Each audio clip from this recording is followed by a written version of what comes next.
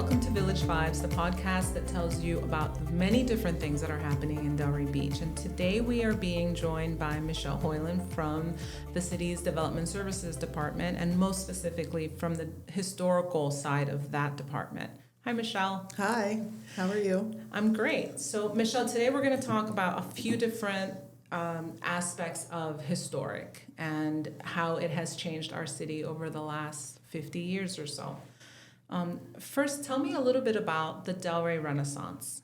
Okay. So as we've talked about this multiple times and done presentations to our city commission, our citizens, in the late 90s, late 80s, early 90s, the city was working on looking at future plans, coming up with what are we going to do with our city? How are we going to improve it? We were really kind of coming in out of a 1980s recession was happening. The economy had taken a hit, and we'd started to see the economy kind of turn back to a more positive place. And so our small town was in need of attention. What were we going to do with our downtown? Where was our investment going to be? So city planners, city commission, the members of the community, the citizens started looking at long-range planning and what were we going to do and how were we going to put this in writing? You know, there were comprehensive plan edits that happened and creation of different things where we identified what do we want to see? What do we want to see in our downtown? So it was identified in the 1989 comp plan that there needed to be a revitalization and that there was a lot of value in preserving our sense of place. We were having our first 4 historic districts created in 1989. A lot of that was, the impetus behind it was Old School Square was shuttered by the school district and they had moved out of the property here and we're going to offer it for sale. And there were talks of a bowling alley or a department store being built here on the Old School Square property. And the community rallied around the property and said, we can't have that. That's not what we want to see for our downtown. So they created 4 historic districts, and Old School Square as an entirety, the entire block was included as part of the Old School Square Historic District. So when they were working on the comp plan, comprehensive planning is, you know, for those who don't know, it's the long look at what we want to do with our city, where our zoning code, you know, that's the short look. What are your setbacks? They identified, the leaders in the community and the city staff identified that there was an importance to preservation and that would create a renaissance for our downtown. That was their goal. We also had a Main Street. Pineapple Grove was our official Main Street for the Florida Main Street program, which is also based in preservation. And that drives, you know, the economy and investing in shop owners and business owners. So that Renaissance now being 2025, that we're so far away from the 1989 plans. Like, we've achieved those goals that we had outlined for ourselves as a city with that Renaissance. And I believe it was built on historic preservation, as many of the leaders intended for that to happen. We added a 5th historic district with the West Settlers District, which is north of West Atlantic Avenue, kind of along Northwest 3rd, 4th, and 5th Aves, goes up about 2 blocks. And that's our historically Black neighborhood. This was the area of the community that was turn of the century, 1900s, late 1800s, early 1900s, and the community was settling there at the same time. So they're still in renewal stage, and a lot of investment has happened in the area and is kind of picking up, we're seeing in that area, primarily with homes. We've got one commercial project on the horizon outside of the CRA's investment in the community. But yeah, so I think it's just really important to look at where we're at now with that renaissance that occurred and what are we doing to keep it going? You know, historic preservation, as we've talked about before, you go through and drive through an area when you're looking at investing. So you want to buy maybe a home or a condominium, or you want to invest because you vacationed here and you loved it so much. You came for our beach, and now you're in the town and you're enamored with the architecture, the style, the people that are here. And you start driving around, and most of our historic districts are touching the downtown core, where Atlantic Avenue is, or they're within a short walk to the downtown. So we have a lot of people who want to be here, and they immediately want to come for the old houses.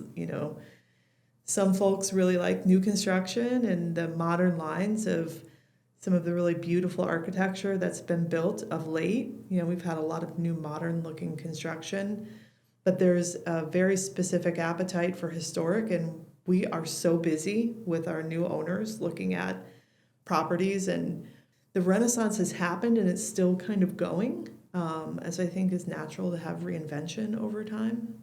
So tell me a little bit about what makes Delray Beach so unique. We have our own character. A lot of that has to do with historic. And I think when people think of a renaissance or a reimagining of a town, they might think of investors or developers. But a lot of it has to do with individuals just having pride in their own home and wanting to be part of this unique community. Talk a little bit about individual owners and what they've done to raise the caliber and create this unique city.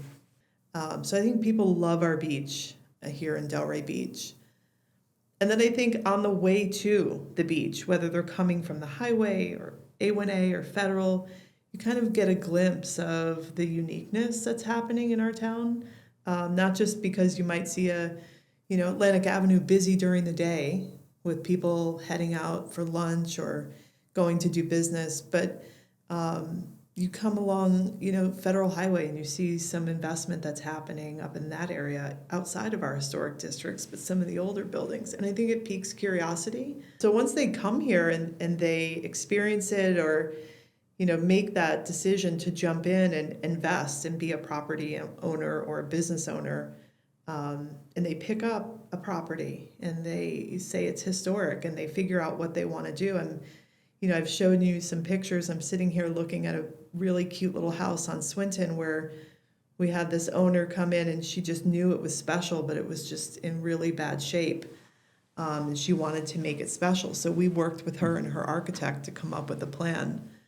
And what she did and reimagine this house, it's amazing. And I think that's a pride of ownership. She had a porch that was enclosed and you would never have known it had these really special bungalow support piers, kind of adding to the style of the house and the little gingerbread gable details. And once she got going with this and, we explained to her how much she could do, because the idea is historical, you can't do anything. Well, you can. The idea of restoration, really, she got the bug. And I think that pride of ownership is really important for our community, not just because, they're part of a really special town and not because they're part of the nightlife or have the access to the great events and festivals that goes in, to being a special town. But I think that they can stand back and look at a home that they did, and they know they own a piece of history in our town. They have an opportunity to tell the story of our town. And maybe that specific house, you look at H&M Architecture did the house at the corner of Swinton and Southeast 2nd Avenue, which was once owned by a member of the Sunday family. And they too, I think, through meeting with us, we kind of inspired them to dig deeper and find the story of that property. So they did. They went and talked with Historical Society and looked at building permit records. They wanted to know who owned the house, what was their involvement in the community, and what kind of things happened at the house. It's kind of easy to say, oh, we've got the Sunday house, and you can go and look up that history and have it pretty quickly. But when you have an owner who's digging to find the story of their property, that I think also leads to pride of ownership, because they want to continue the heritage that's happening in our community.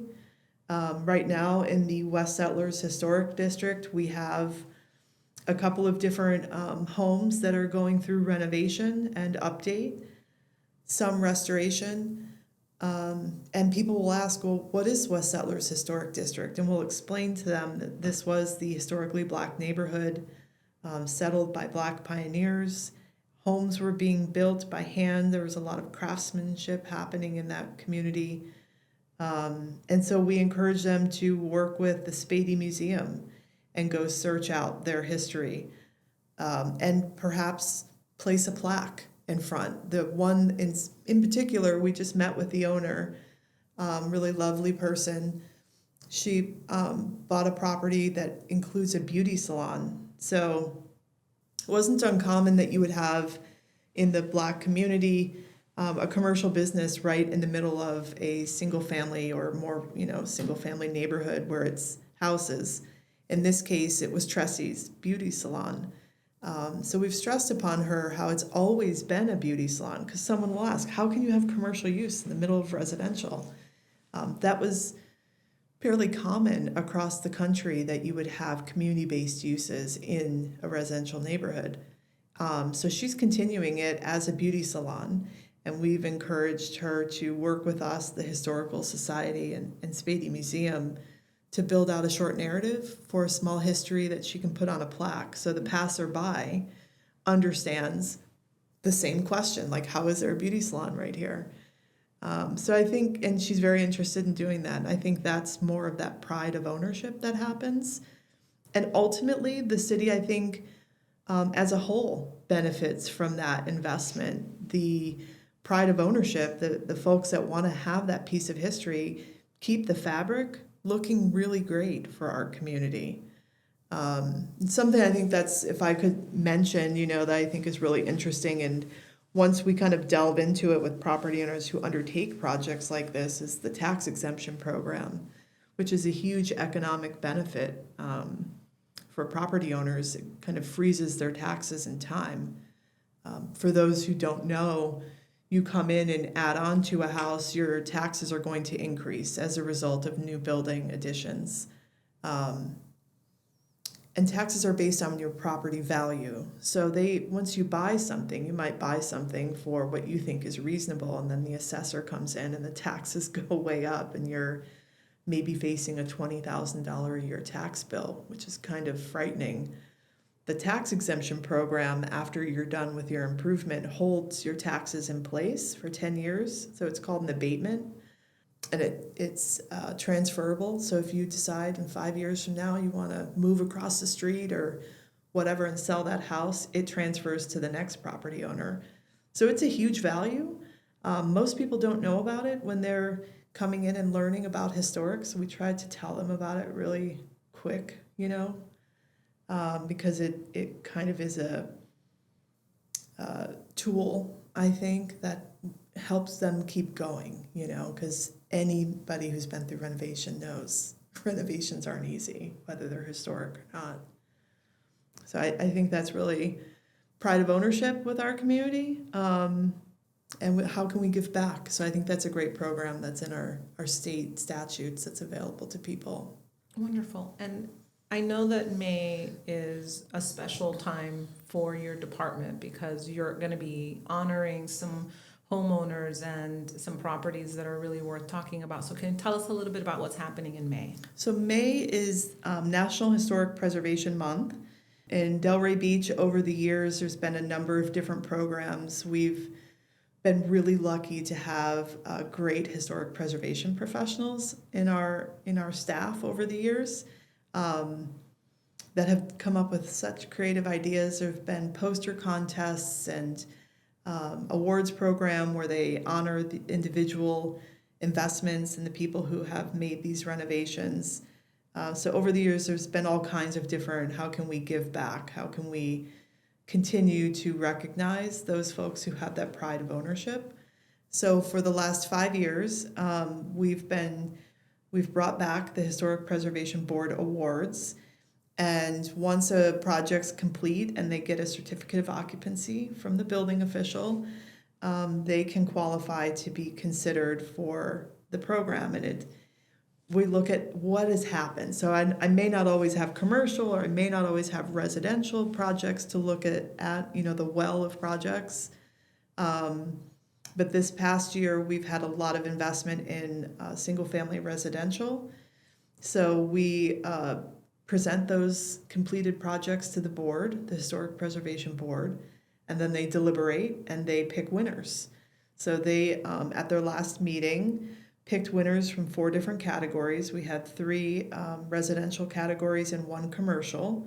Our commercial nominees tied because the projects were both really great projects, so they tied for the award. At the May meeting, we will present the property owner because it's their investment. Even though you have wonderful architects and design professionals associated with the projects, because it's their hard work and design too, but it's the property owner gets an award, so it's a certificate. We speak about their project a little more in depth, and we honor them for their investment in our history, not just in their property. And then we'll also honor them likely at the May City Commission meeting so that a broader audience can see, because we don't always get as much of a turnout as the commission meetings do at our board meetings. The first meeting in May, there's a proclamation honoring Preservation Month. So yeah, we really want to take that opportunity and time to make sure we recognize that investment in our local history. So that's Preservation Month. Fantastic. I'm really looking forward to that. I love seeing all the different properties. They're so unique. Thank you so much for speaking with me today. I learned a lot. And a happy National Preservation Month. Yes, thank you. Power of Place. Let's go 2025.